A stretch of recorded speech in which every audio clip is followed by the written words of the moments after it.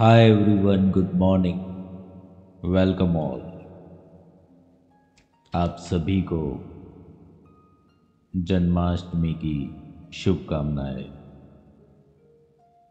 श्री कृष्ण के आशीर्वाद आप सब पे हमेशा बने रहे, ऐसी प्रेयर्स।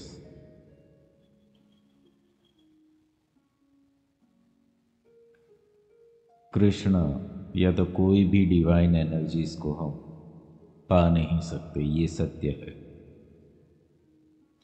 मैंने अपने जीवन में ये अनुभव किया है और आपने भी अगर ऑब्जर्व करोगे तो ये अनुभव किया होगा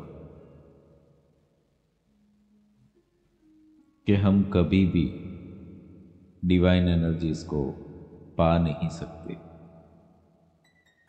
मगर वो हमारे साथ अपनी मर्जी से जुड़ते हैं। जैसे कि हमने देखा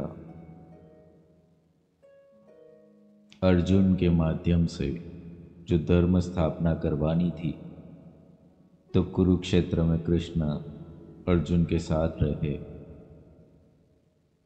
वैसे ही हमसे जब भी डिवाइन को कुछ भी काम करवाना होगा, डिवाइन हमारे पास होता है। इसीलिए हम कभी दिव्यता को पा नहीं सकते। हमारे हाथ में पूरी तरीके से हमारे कर्मों का फल नहीं होता।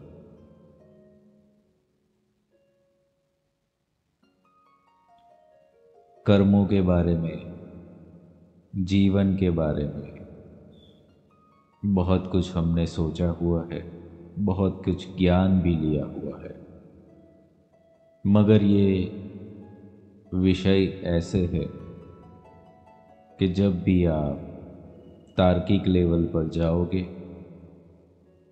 तो कुछ और ही जवाब मिलते चले जाएंगे। और ये सारे के सवाल जवाब जब भी आएंगे तो एक कन्फ्यूज़न ही क्रिएट करते हैं। आज का ये दिन बहुमूल्य है, पवित्र है। आज हम श्री कृष्ण की एनर्जी, पावर, आशीर्वाद तो प्राप्त करेंगे ही करेंगे, मगर साथ साथ हम अपने जीवन में जो ज़रूरी है वो ज्ञान भी हासिल करेंगे, ताकि हम आगे बढ़ सके हर तरीके से। आज ये मेडिटेशन है समर्पण के लिए।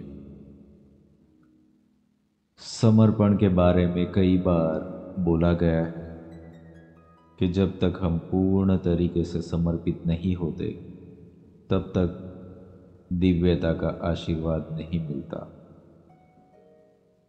कई लोगों में ये कन्फ्यूज़न होता है कि मैं तो पूरे तरीके से समर्पित हूँ। कितने लोगों में ये भी कन्फ्यूज़न होता है कि मैं पूरे तरीके से समर्पित नहीं हूँ। तो ये हमें समझना पड़ेगा कि समर्पण है क्या, समर्पण का मतलब क्या है। तो समर्पण का सिर्फ एक ही मतलब है कि ये जो जीवन है वो भगवान का है, बस दैट्स इट। जब आप ये अपने अंदर आत्मसात कर लेते हो, तब आपका कोई नाम भी खुद का नहीं रहता, ना आपके रुपये पैसे, ना आपका परिवार, ना आपकी प्रॉपर्टीज़। जब सब कुछ आप खुद ही उसके हो गए तो आपका कुछ रहता नहीं है। जब वो भाव आत्मसात करते हो तब आप समर्पित होते हो। अब ये शुरू शुरू में कुछ क्षणों के लिए हो सकता है, कुछ पलों के लिए हो सकता है कि आप समर्पण भाव जागृत करते हो।